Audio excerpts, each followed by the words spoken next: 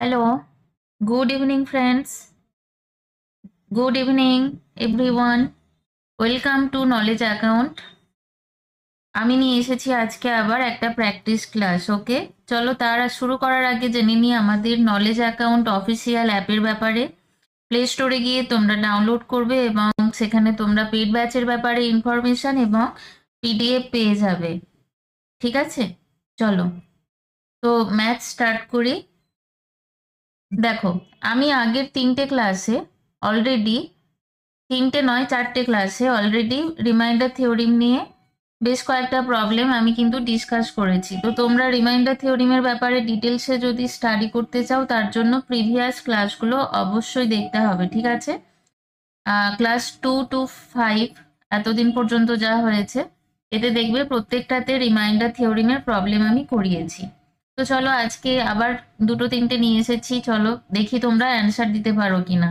ঠিক আছে, কোথাও বুঝতে প্রবলেম হলে আগেই বলে দিই, যেহেতু এটা রেকর্ডেড ক্লাস, কোথাও বুঝতে প্রবলেম হলে তোমরা কমেন্ট সেকশনে সেইটা মেনশন করে যাবে। ঠিক আছে, চলো কি দিয়েছে দেখো, 4⁻48/33। তো এখানে ভাজক হচ্ছে 33। ঠিক আছে, তো সেই কারণে আমাকে এখানে এমনভাবে ওপরে এমন একটা সংখ্যা নিয়ে আসতে হবে যেটা 33 দ্বারা খুব সহজে আমি ভাগ করে রিমাইন্ডার কিছু একটা পাবো, সেটা পজিটিভ হোক বা নেগেটিভ রিমাইন্ডার। ওকে, পজিটিভ আর নেগেটিভ রিমাইন্ডারের কনসেপ্টটা আমি আগের ক্লাসগুলোতে ডিসকাস করেছি। কাইন্ডলি তোমরা ক্লাসগুলো একটু ফলো করে নিও। আচ্ছা, দেখো তাহলে নেক্সট এখানে আমরা কি করতে পারি, দেখো 2⁻2 হোল টু দি পাওয়ার 48। আমরা 4কে 2 স্কোয়ার হিসেবে লিখলাম বাই 33। দেন আবার দেখো এখানে আমরা কিভাবে করতে পারি, তাহলে এই যে পাওয়ারটা এটা কি হবে, গুণ হয়ে যাবে 2⁻96। তার কারণ তোমরা জানো 2m whole to the power n এইভাবে যদি হয় সেখান থেকে 2m n এইভাবে আমরা পারি। ঠিক আছে করতে, তো তাহলে দেখো এখানে 2⁻96/33 করলাম। ওকে, এবারে দেখো নেক্সট স্টেপটা কি করব, ওপরে এমন একটা পাওয়ার আনবো 2 এর যেখান থেকে আমি 32 পাবো, যেটা পসিবল পাওয়া। তাহলে আমি যদি দেখো 2⁵ করি, 2⁵ মানে 32 তোমরা জানো। ঠিক আছে, সেটা কিভাবে পসিবল, দেখো 2⁵ হোল টু দি পাওয়ার 9 করলাম, তাহলে এখানে আলটিমেটলি 2 কত থাকলো 95। তাহলে একটা 2 কম, তার মানে ইন্টু 2 করে দিলাম। Okay, by 33। তাহলে দেখো নেক্সট স্টেপ কি হবে, 32 whole to the power 19 into 2। এবারে এখানে দেখো কি পাচ্ছি, রিমাইন্ডার পেয়ে যাচ্ছি 33 দিয়ে যদি ভাগ করি রিমাইন্ডার এখানে কত পাবো, নেগেটিভ রিমাইন্ডার পাবো। নেগেটিভ রিমাইন্ডারটা কি ব্যাপার, 32কে যদি আমরা ভাগ করি 33, দেন এখানে দেখো -1 রিমাইন্ডার পাচ্ছি। তাহলে এখানে কি হবে, নেক্সট স্টেপটা হবে -1 whole to the power 19/33 into 2। এবার দেখো এখানে এখানে এই যে পাওয়ারটা আছে, ঘাতটা যেটা আছে, এটা এখানে দেখো অযুগ্ম। ওকে, যুগ্ম না অযুগ্ম সেটা দেখতে হবে। তাহলে এখান থেকে কি পেয়ে যাব, -1 এর হোল টু দি পাওয়ার 19 মানে -1 পাবো ইন্টু 2/33। তাহলে এখানে পেয়ে যাচ্ছি -2/33। আর আমি আগের ক্লাসগুলোতেও ডিসকাস করেছি, আবার বলে দিচ্ছি, মাইনাস কখনো কি হয় না, মাইনাস রিমাইন্ডার কখনো অ্যাকচুয়াল রিমাইন্ডার হয় না। তাহলে এটা কি করব, মাইনাস যখন থাকবে এবং ছোট হবে সংখ্যায় তখন কি করব, ভাজক থেকে বিয়োগ করে দেবো। 33 - 2 = 31, রাইট? তাহলে দেখো এখানে অ্যান্সার কি হয়ে যাচ্ছে, 31। চলো নেক্সট অঙ্কে যাই। এখানে দেখো কি বলেছে, 5 দিয়ে ভাগ করতে হবে, তো সেক্ষেত্রে কি পাবো আমরা, রিমাইন্ডার। ওকে, তো চলো স্টার্ট করি। 198 ইন্টু 38 ইন্টু 148। Okay, by 5। এবারে দেখো লাস্ট ডিজিটগুলো আমরা কনসিডার করব। ওকে, লাস্ট ডিজিট এখানে কনসিডার করব, তো এখানেও আমরা পজিটিভ রিমাইন্ডার নেব না, নেগেটিভই নেব। তাহলে নেগেটিভ রিমাইন্ডার যদি নিতে যাই, দেখো প্রত্যেকটা ক্ষেত্রে এখানে কি আছে, 8 আছে। তাহলে 8কে আমরা যদি 5 দুগুণে 10 করি, এখানে নেগেটিভ রিমাইন্ডার -2 পাবো, রাইট? সবগুলোর ক্ষেত্রেই -2 পাবো, কারণ এখানে কি আমাদের পজিটিভের চেয়ে নেগেটিভ রিমাইন্ডার নিলে সুবিধে। তো এখানে -2 প্রত্যেক ক্ষেত্রে লিখে দিলাম রিমাইন্ডার। তাহলে নেক্সট স্টেপে লিখবো -2 ইন্টু -2 ইন্টু -2। ওকে, তার মানে এখান থেকে আমরা কি পেয়ে যাচ্ছি -8/5। এবারে দেখো এটা negative reminder, obviously negative reminder, তাই তো? এখানে নেগেটিভ রিমাইন্ডার আছে, তাহলে এখানে কি করব? আবার শুধু নেগেটিভ না, এটা 5-এর চেয়ে কিন্তু ছোট না, এটা বড়। ছোট হলে কি করতাম? 5 থেকে মাইনাস করতাম, কিন্তু এখানে বড় আছে সেজন্য কি করব? 5 দিয়ে 8কে আর একবার ভাগ করব। 5 একে 5, দেখো এখানে কি পাচ্ছি? 3 পেয়ে যাচ্ছি রিমাইন্ডার। এবারে এটা কি?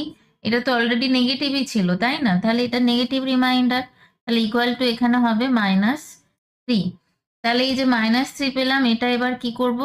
5 -3 যেটা পাচ্ছি 5 থেকে এটা মাইনাস করব।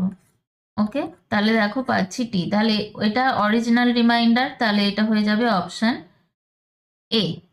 ঠিক আছে, কোথাও যদি বুঝতে অসুবিধা হয় তোমরা অবশ্যই কিন্তু কমেন্ট সেকশনে জানাতে ভুলবে না, ঠিক আছে? চলো নেক্সট প্রবলেম দেখো। এটাও রিমাইন্ডার থিওরিমের, এটা লাস্ট অঙ্ক। দেখো কি বলছে। এখানে একটা জিনিস বলে রাখি, 25 দ্বারা ডিভাইজিবিলিটির নিয়ম কি? 25 দ্বারা ডিভাইজিবিলিটি মানে বিভাজ্যতার নিয়ম কি? লাস্ট 2 ডিজিট যখন 25 0 0 25 50 আর 75 হয়, ঠিক আছে? তখন কি হয়? 25 দ্বারা ডিভাইজেবল হয়। তো এখানে দেখো আমরা লাস্ট দুটো ডিজিট কনসিডার করব। ওকে, লাস্ট দুটো ডিজিট কনসিডার করব। তাহলে দেখো এখানে যদি এটা একবার লিখে নিচ্ছি আমি সুবিধের জন্য, 25 দিয়ে যদি ভাগ করি তাহলে এখানে কি পাবো? 25 দিয়ে যদি ভাগ করি, দেখো এখানে 26 আছে, তাহলে পজিটিভ রিমাইন্ডার পাবো 1। এখানে দেখো 72 আছে, তাহলে যদি 25 দিনে 75 নামাই তাহলে এখানে নেগেটিভ রিমাইন্ডার পাবো -3। এখানে যদি 0 0 দিই তাহলে নেগেটিভ রিমাইন্ডার পাবো কি? কত পাবো? এখানে নেগেটিভ রিমাইন্ডার করব তো না, এখানে নেগেটিভ রিমাইন্ডার করব না। দেখো এখানে 09 আছে, তার মানে 0 0 নামলে এখানে পজিটিভ রিমাইন্ডার 9। ঠিক আছে, রিমাইন্ডারগুলো কিভাবে নিচ্ছি দেখো, সেইটা বোঝো। যদি না বুঝতে পারো সেটা কমেন্ট সেকশনে রেখে যাবে, আমি নেক্সট ক্লাসে সেম প্রবলেমটা আবার বুঝিয়ে দেবো, ঠিক আছে? দেখো এখানে তাহলে পেয়ে গেলাম, কি কি পেলাম? এগুলোকে সব কি করব? মাল্টিপ্লাই করব। তাহলে মাল্টিপ্লাই করলে দেখো নেগেটিভ সাইন একটা আসছে, 9 3 27/25। আবার দেখো এখানে কি পেলাম? Negative reminder and at the same time এটা ভাজকের চেয়ে বড়, ঠিক আছে? তাহলে এখানে কি করব? এখানে আবার ভাগ করব 27কে, তাহলে নেগেটিভ রিমাইন্ডার -2, দেন অরিজিনাল রিমাইন্ডার কি পাবো? অরিজিনাল রিমাইন্ডার পেয়ে যাচ্ছি 25 - 2, ঠিক আছে? তাহলে এখানে পেয়ে যাচ্ছি 23। ওকে, আজকে 3টে রিমাইন্ডার প্রবলেম করালাম, রিমাইন্ডার প্রবলেম। আর আগের ক্লাসগুলোতেও করিয়েছি, ঠিক আছে? আগের ক্লাসগুলোতেও বেশ কয়েকটা করেছি, আগের ক্লাসগুলো অবশ্যই ফলো করো। রিমাইন্ডার থিওরিমের প্রবলেমগুলো কিন্তু ভীষণ ইম্পর্টেন্ট। ওকে, চলো এবারে আসছি গসাগু লসাগুতে। ওকে, গসাগু লসাগুর অঙ্ক। এখানে দেখো দশমিকে দেওয়া আছে সংখ্যাগুলো, রাইট? এখানে দশমিকে দেওয়া আছে, তাহলে কি করব? এখান থেকে প্রথমেই নিয়ে চলে আসব ফ্র্যাকশানে। তাহলে দেখো তাহলে সুবিধে হবে আমাদের। ওকে, তাহলে 4/100, 8/10, 16 তোমার এখানে আসছে 1000। তাহলে নেক্সট স্টেপ, এটা কাটাকাটি করলে তোমার চলে আসবে 1/25, 4/5 অ্যান্ড দেন লাস্টটা আসছে 2/125। ঠিক আছে, এবার দেখো লসাগু গসাগু যখন ফ্র্যাকশনের বার করতে হবে তখন নিয়মটা কি? নিয়মটা আমি এখানে লিখে দিচ্ছি, তারপর আমি দেখাচ্ছি, ঠিক আছে? গসাগু কি হয়? গসাগু আমরা কি করব? এখানে কি করব? লবের গসাগু করব, সব লবগুলোর গসাগু করব, ঠিক আছে? লবগুলির গসাগু বাই হরগুলির লসাগু, ঠিক আছে? নেক্সট লসাগু যখন করব কিভাবে করব? লসাগু যখন করব তখন কিভাবে করব? দেখো লবগুলির লসাগু, হরগুলির গসাগু, ঠিক আছে, হরগুলির গসাগু। তাহলে চলো অ্যাপ্লাই করি এই ট্রিক্সটা। তাহলে দেখো প্রথম ক্ষেত্রে আমি গসাগুটা ক্যালকুলেট করছি, ঠিক আছে, প্রথম ক্ষেত্রে আমি গসাগুটা ক্যালকুলেট করছি। কি করব, লবগুলোর গসাগু। তাহলে দেখো 142, 142 এদের গসাগু কত হবে, নিশ্চয়ই 1 হবে, 142 এর গসাগু, তাই না? তাহলে 1 বাই হরগুলির লসাগু, এদের লসাগু কি হবে 125, 25 5 125 এর গসাগু কি হবে, লসাগু 125। তাহলে দেখো কি পেলাম, 1/125। এখান থেকে কি পাবো, 1কে যদি 125 দিয়ে ভাগ করি 0.008। সেম ভাবে লসাগুটা করি, লসাগুটা করব কিভাবে, লবগুলির লসাগু। তাহলে দেখো এখানে লসাগু কত আসছে, লসাগু আসছে 4, আর নিচে 25 5 125 এর গসাগু কত 5। ওকে, তাহলে এখানে পেয়ে যাব 4কে যদি 5 দিয়ে ভাগ করি 0.8। তাহলে দেখো এখানে অ্যান্সারটা হবে অপশন সি। ওকে, চলো নেক্সট প্রবলেম দেখো।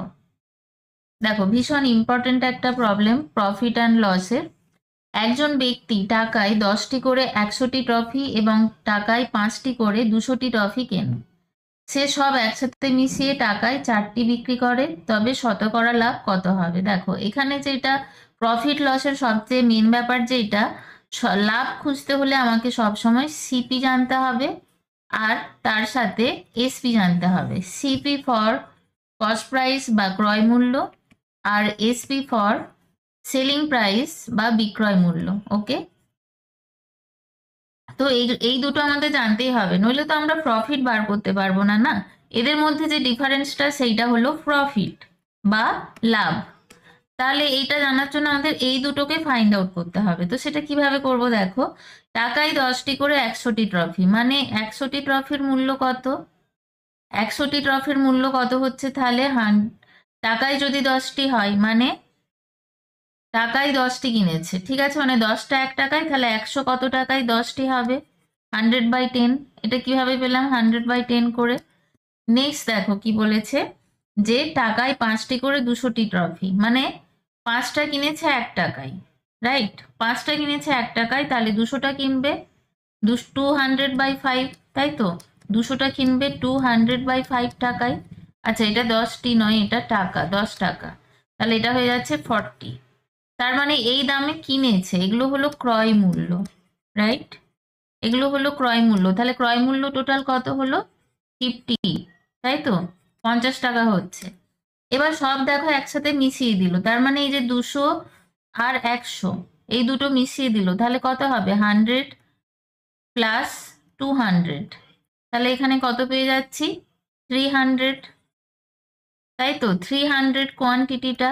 ওকে, এবার দেখো কি বলছে, মিশিয়ে টাকায় 4টি বিক্রি করছে। এই যে 300টা টাকায় 4টি বিক্রি করছে, তার মানে 4টির দাম 1 টাকা, তাহলে 300-র দাম কত টাকা হবে, তাহলে 300-টির দাম কত টাকা হবে, 300-টির দাম তাহলে হয়ে যাবে 300/4 = 75, রাইট। তাহলে দেখো এখানে আমি কি কি পেয়ে গেলাম ডেটা, কস্ট প্রাইস পেয়ে গেলাম 50, সেলিং প্রাইস পেয়ে গেলাম 75, রাইট।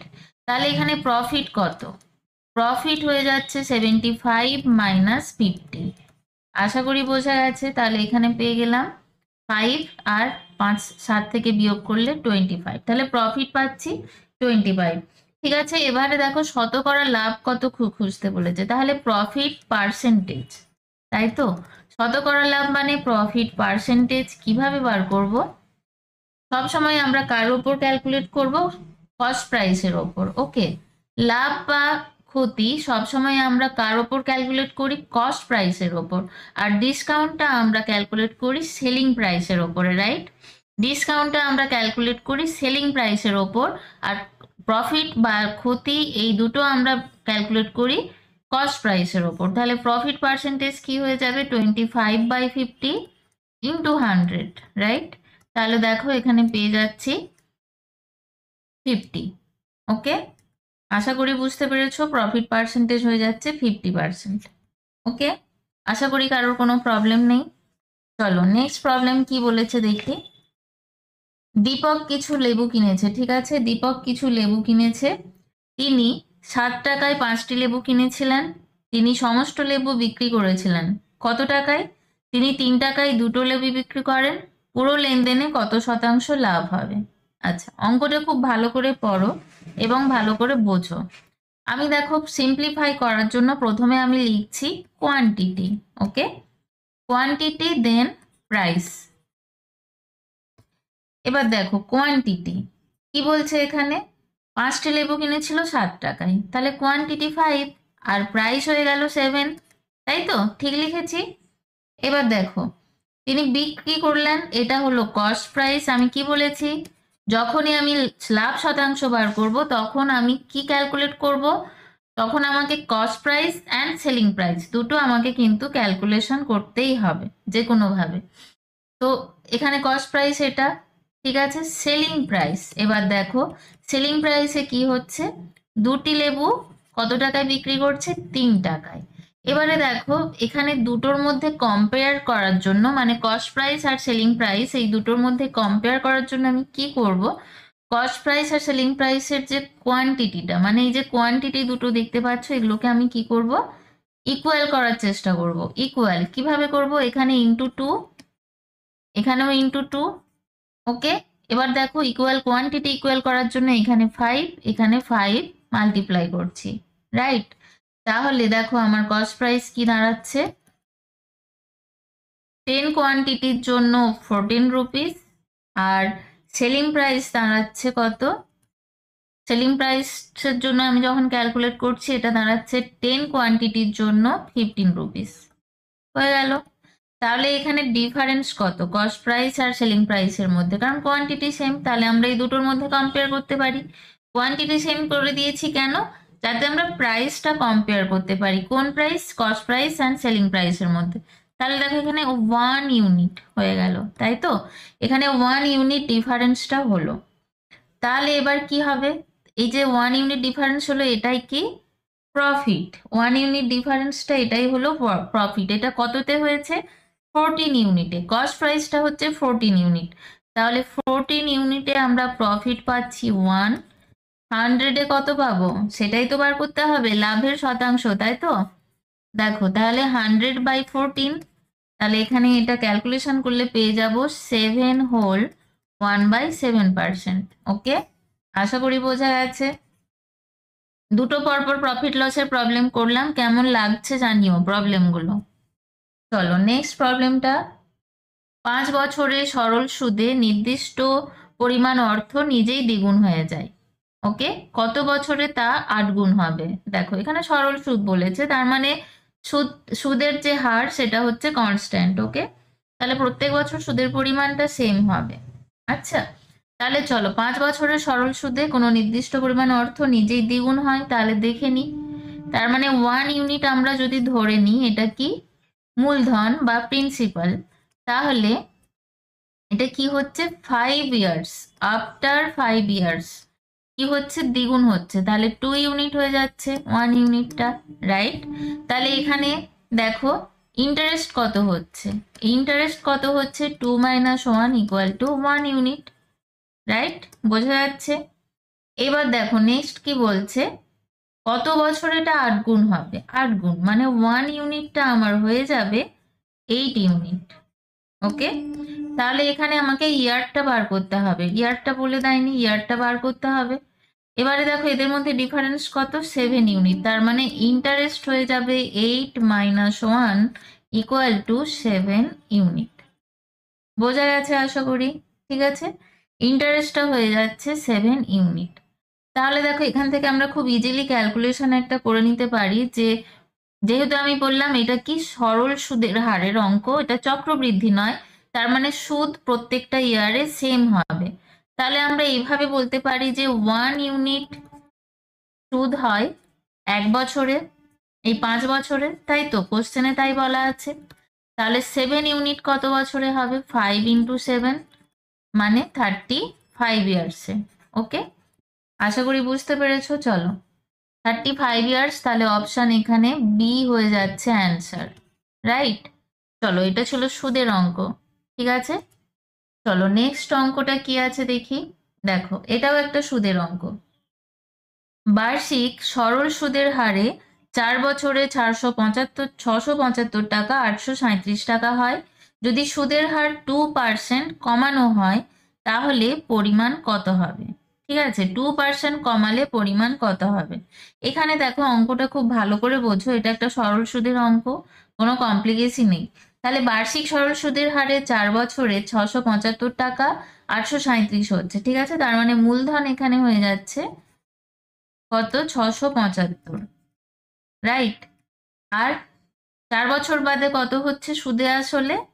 আফটার 4 ইয়ার্স সুদে আসলে হয়ে যাচ্ছে কত? 837। এবার দেখো, এখানে আমরা বিয়োগ করে সুদ টুদ কিছু বার করব না, দরকারই নেই। তার কারণ এই যে সুদের হার 2% যদি হয়, তার এগেনস্টে কত টাকা সুদ হচ্ছে আমার সেটা ক্যালকুলেট করলেই হয়ে যাবে। ওকে, শুধু সেটা ক্যালকুলেট করলেই হয়ে যাবে। তাহলে দেখো, একটা সূত্র আছে যেটা ইন্টারেস্ট বার করার, P R T by 100, right. P হচ্ছে এখানে মূলধন, আর হচ্ছে রেট মানে সুদের হার। এটা অবশ্যই সরল সুদের ক্ষেত্রে এই রিলেশনটা, ঠিক আছে। সরল সুদের ক্ষেত্রে টি ইকুয়াল টু টাইম, ঠিক আছে। এবার দেখো, টি ইকুয়াল টু এখানে 4 ইয়ার্স বলাই আছে, তাই তো। পি 675, আর হচ্ছে কি এখানে সুদের হার কত সেটা তো আমি বার করব না। এখানে কি করব, সুদের হার 2% কমানো হয় মানে 2%-এর রেসপেক্টে কত সুদ সেটাই আমরা শুধু এখানে ক্যালকুলেট করব। টাইম দেওয়া আছে 4 years.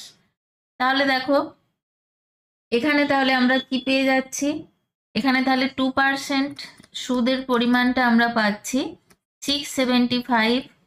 Okay, 675 into 2 into 4 by কত আছে 100, ঠিক আছে। তাহলে এখান থেকে আমরা ক্যালকুলেশন করে মোটামুটি পেয়ে যাব, এখানে ক্যালকুলেট পেয়ে যাব 27 ইন্টু 4 বাই 2, তাহলে এখানে অ্যান্সারটা আসবে 54, ঠিক আছে, 54। তাহলে দেখো, 2%-এর রেসপেক্টে আমার সুদ কত আসছে? 54 টাকা। তার মানে 4 বছর পরে 837 টাকা হয়েছিল সুদে আসলে, রাইট। তাহলে আমি কি করব, এখানে 2%-এর জন্য যদি কমানো হতো তাহলে 54 টাকা কমতো, তাহলে কিছুই না। আর 837 থেকে 54 মাইনাস করে দেবো, তাহলে কত পাচ্ছি মাইনাস করলে? 387। তাহলে দেখো, এখানে অ্যামাউন্টটা হয়ে গেল 783, এটাই হবে অ্যান্সার, অপশন ডি। বোঝা গেছে? চলো নেক্সট প্রবলেম দেখো। দেখো, এটা একটা পার্সেন্টেজের প্রবলেম। প্রবলেমটা খুব ইন্টারেস্টিং, তার কারণ দেখো 28 হোল 4/7%, এটা দেখে মনে হচ্ছে একটা সিম্পলিফিকেশনের প্রবলেম, বাট এটা অ্যাকচুয়ালি পার্সেন্টেজের প্রবলেম, ঠিক আছে। কিভাবে পার্সেন্টেজের ট্রিক্স ফলো করতে হবে, কি করব, পার্সেন্টেজটাকে আমরা কি করব, ফ্র্যাকশনে কনভার্ট করব। দেখো, এর আগে তোমাদেরকে করিয়েছি আমি 14 হোল 2/7%, এটাকে আমরা ফ্র্যাকশনে কনভার্ট করলে কি লিখি? 1/7। হ্যাঁ, 9 হোল 1/11%, এটাকে আমরা ফ্র্যাকশনে কনভার্ট করলে কি লিখি? 1/11, তাই তো, এটাই আমরা লিখি। কিভাবে পাই এগুলো? এই ক্যালকুলেশনগুলো আমি আগের ক্লাসে দেখিয়ে দিয়েছি। ফার্দার যদি কারোর প্রবলেম থাকে কমেন্টে কমেন্টে এক সেকশনে একটা কমেন্ট করে দেবে, ঠিক আছে। আমি তাহলে আবার বলে দেবো। দেখো, এবারে ইনটু 2 যদি এখানে করি তাহলে এটা থেকে কি পাবো?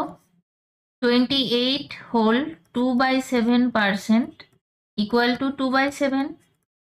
কি এইভাবে পারি তো? এইভাবে পাবো। এর সাথেও যদি ইনটু 2 করে দিই কি পাবো? 18 হোল 2/11% ইকুয়াল টু 1/11। দেখো, ইকুয়াল টু 2/11। দেখো, ব্যাপারটা কত সিম্পল হয়ে গেল, তাই না? কত সিম্পল হয়ে গেল ব্যাপারটা, বোঝা যাচ্ছে আশা করি। তাহলে চলো এবার নেক্সট স্টেপ এখানে কি করব, এটা থেকে তাহলে 28 হোল 4/7% এর বদলে কি লিখতে পারি? 28 হল, আচ্ছা এটা এখানে 2 ইন্টু 2 এখানে 4 হবে, ঠিক আছে। দুইটা তো এইখানেও মাল্টিপ্লাই হবে, এখানেও মাল্টিপ্লাই হবে, তাহলে এখানে কি লিখতে পারি দেখো, 2/7 অফ 42 প্লাস 2/11 অফ 33, ঠিক আছে। এটা আমরা ইজিলি লিখতে পারি, তাহলে দেখো 7 6 42, এখানে দেখো কি আছে 11, 2/11 অফ 33 মানে 11 3 দিয়ে এখানে কেটে গেল, তাহলে এখানে 12 প্লাস 6 পেয়ে গেলাম 18। ওকে, চলো তাহলে এটা হবে অ্যান্সার অপশন এ। আশা করি বোঝা গেছে। চলো এরপর নেক্সট প্রবলেমটা দেখো, বার্ষিক সরল সুদের হারে, আচ্ছা এটা তো হয়ে গেল। এবারে নেক্সট প্রবলেম, একটি শহরের বর্তমান জনসংখ্যা 24,000, রাইট। বার্ষিক 5% হারে বৃদ্ধি পেলে 2 বছর পর পর জনসংখ্যা কত হবে। দেখো এর অনেকগুলো প্রসেস আছে, আমি একটা প্রসেসই তোমাদেরকে দেখাচ্ছি যেটা ইজিলি হয়ে যাবে। এখানে কি বলছে, বার্ষিক 5% হারে বৃদ্ধি পাচ্ছে, ঠিক আছে। তাহলে বৃদ্ধি পাচ্ছে কত, 5%, মানে এটাকে ফ্র্যাকশনে নিয়ে চলে এলাম 1/20। তাহলে যদি 20 হয় পপুলেশন মানে জনসংখ্যা, তাহলে নেক্সট ইয়ার কি হবে, এইটা প্রেজেন্ট ইয়ারে। ওকে, এটা হচ্ছে প্রেজেন্ট ইয়ার, তাহলে নেক্সট ইয়ারে কত হবে পপুলেশন 21, তাই তো। তাহলে 21 কিভাবে হচ্ছে, 20 প্লাস 1, 20 প্লাস 1 করে 21 হচ্ছে। ওকে, তাহলে দেখো পপুলেশন নাও কত থাকছে 20, আচ্ছা এইভাবে করবো না, দেখো ফার্স্ট ইয়ারে পপুলেশন কত আর সেকেন্ড ইয়ারে কত সেইভাবে করছি, ঠিক আছে। তাহলে এখানে কিভাবে হবে দেখো, 20 প্রথম বছরে 20, তার পরের বছর 21, আবার নেক্সট ইয়ারের জন্য ক্যালকুলেশন করব 20 21, তাহলে এখানে কি করব, এগুলো মাল্টিপ্লাই করে দেবো, ঠিক আছে। তাহলে এখানে কত পাচ্ছি 400, তারপরে এইদিকে পাচ্ছি 441 ইউনিট, ঠিক আছে। 400 ইউনিট এখানে পাচ্ছি 441 ইউনিট। ওকে, তাহলে এবারে দেখো 2 বছর পরে জনসংখ্যাটা কিভাবে আমরা এখানে ক্যালকুলেট করছি, এখানে তাহলে 400 ইউনিট ইকুইভ্যালেন্ট টু কত, সংখ্যাটা কত, যেটা বর্তমান জনসংখ্যা, তাই তো। এটা হলো বর্তমান জনসংখ্যা, বর্তমান জনসংখ্যা। ওকে, আর এইটা আফটার 2 ইয়ার্স, আফটার 2 ইয়ার্স। ওকে, তাহলে দেখো 400 ইউনিট ইকুইভ্যালেন্ট টু কি হবে 24,000, তাই তো। তাহলে 441 ইউনিট ইকুইভ্যালেন্ট টু কত হবে 24,000/400 ইন্টু 441। পরে এখান থেকে মোটামুটি ক্যালকুলেশন করে যা আসবে, এখান থেকে ক্যালকুলেশন করে চলে আসবে 26460, ঠিক আছে। এটাই হলো অ্যান্সার। ওকে, তাহলে কত হলো অ্যান্সার আমার 26460, মানে অপশন বি। ওকে, চলো পরের নেক্সট অঙ্কটা দেখি। দেখো একটি নির্দিষ্ট সংখ্যক পুরুষ 60 দিনের মধ্যে একটি কাজ শেষ করে, ঠিক আছে। তবে যদি 10 জন লোক কম থাকে তবে কাজটি শেষ করতে 20 দিন বেশি সময় লাগবে। সেখানে প্রাথমিকভাবে কতজন পুরুষ ছিল। ওকে, প্রাথমিকভাবে কতজন পুরুষ ছিল সেটা জানতে চেয়েছে। আচ্ছা, এই নির্দিষ্ট সংখ্যক পুরুষ এর অ্যামাউন্টটা ধরে নিই এক্স, রাইট। নির্দিষ্ট সংখ্যক পুরুষ ধরে নিই অ্যামাউন্টটা এক্স। তাহলে দেখো এখানে প্রথমে পুরুষ ছিল এক্স, যারা কি করে 60 দিনের মধ্যে কাজটা সম্পন্ন করতে পারে, ঠিক আছে। এক্স জন 60 দিনের মধ্যে কাজটা সম্পন্ন করে। তারপর যদি 10 জন লোক কম হয় মানে এক্স মাইনাস 10, 10 জন লোক কম হলে শেষ হতে 20 দিন বেশি সময় লাগছে, মানে 60 + 20 মানে 80 দিন লাগছে। ওকে, তাহলে দেখো এইটা হলো M1, এটা হলো D1, তাই তো। এটা হলো M2, এটা হলো দেখো D2। তাহলে এখান থেকে আমরা কি করব, এখান থেকে আমরা কি করব, তাহলে আমরা জানি M1 D1 = M2 D2, তাই তো। কারণ ম্যান পাওয়ারের সাথে সময়টা কি ব্যস্তানুপাতে পরিবর্তিত হয়, তাই তো? ম্যান পাওয়ার তার সাথে টাইমটা কি হয়, ব্যস্তানুপাতে পরিবর্তিত হয়, তাই না? টু 1/টাইম। ম্যান পাওয়ার বেশি হলে সময় কম লাগবে, ম্যান পাওয়ার কম হলে সময় বেশি লাগবে। ঠিক আছে, তাহলে দেখো এখানে আমি বসিয়ে দিই এক্স ইন্টু 60 ইকুয়াল টু, এখানে পেয়ে যাচ্ছি এক্স মাইনাস 10 ইন্টু কত হচ্ছে এখানে 80। তাহলে এখানে ক্যালকুলেশন করে নিই, কিছুই না, এখানে 80x আসবে, তাহলে 20x। ঠিক আছে, 20x ইকুয়াল টু, তাহলে এখানে কত পাবো 20x এখানে কত পাবো বলো? 60x, এখানে তোমার এটা 80x আছে, ওদিকে গেল, আর এখানে এটা 800, তাহলে x ইকুয়াল টু পেয়ে যাচ্ছি 40। তাহলে কতজন পুরুষ ছিল? 40 জন। ওকে, আশা করি বুঝতে পেরেছো। চলো পরের প্রবলেমটা দেখো। দেখো স্রোতের অঙ্ক, এই অঙ্ক তোমাদেরকে আগের ক্লাসেও আমি করিয়েছি, সেম টাইপের, একটু চেঞ্জ করে দিয়েছি। এটা তোমাদের হোমওয়ার্ক থাকবে। ওকে, এটা কিন্তু তোমাদের হোমওয়ার্ক থাকবে, তোমরা করে কমেন্টে রিপ্লাই দেবে। যে বুঝতে পারবে না বা করতে পারবে না, আমি নেক্সট ক্লাসে সেটা অবশ্যই করিয়ে দেবো। চলো নেক্সট দেখো অঙ্কটা। মা ও মেয়ের, খুব সুন্দর একটা অঙ্ক দেখো, মা ও মেয়ের বয়সের অনুপাত হচ্ছে 9:2। ঠিক আছে, মাদার অ্যান্ড ডটার, এদের বয়সের অনুপাত হচ্ছে 9:2। কন্যার জন্মের সময় মায়ের বয়স ছিল 28 ইয়ার্স, জন্মের সময় মাদারের বয়স ছিল 28 ইয়ার্স। তখন কন্যার বয়স কত ছিল? ডটারের বয়স তখন 0 ছিল, তাই তো, কারণ সে সেদিনই জন্ম নিয়েছে। 0 ছিল, তার মানে ডিফারেন্স কত এদের মধ্যে? 28 দিনের, 28 বছর, তাই তো। দেখো ভালো করে বলছো, কন্যার জন্মের সময় মায়ের বয়স ছিল 28 বছর, তার মানে বয়সের ডিফারেন্স কত? 28 বছর, রাইট? 28 বছর হচ্ছে। এবারে দেখো অনুপাত দিয়েছে এখানে 9:2। ঠিক আছে, 9:2, তাহলে এদের মধ্যে ডিফারেন্স কত? 7 ইউনিট, তাই তো, 7 ইউনিট এদের মধ্যে ডিফারেন্স। এবারে মেয়ের বর্তমান বয়স জানতে চেয়েছে, রাইট? মেয়ের বর্তমান বয়স জানতে চেয়েছে, তাহলে দেখো এখানে মেয়ের বয়স কত? 2 ইউনিট, তাহলে আমাদের 2 ইউনিট মানে কত সেটা ক্যালকুলেশন করলেই আমরা মেয়ের বয়স পেয়ে যাব। তাহলে এখানে যে ডিফারেন্সটা 7 ইউনিট, 7 ইউনিট ইকুইভ্যালেন্ট টু কত হচ্ছে? 28 ইয়ার্স, তাই তো। তাহলে 2 ইউনিট কত পাবো আমরা? 28/7 ইন্টু 2, তাহলে এখানে পেয়ে যাচ্ছি 8 ইয়ার্স। ওকে, তাহলে দেখো অপশান 8।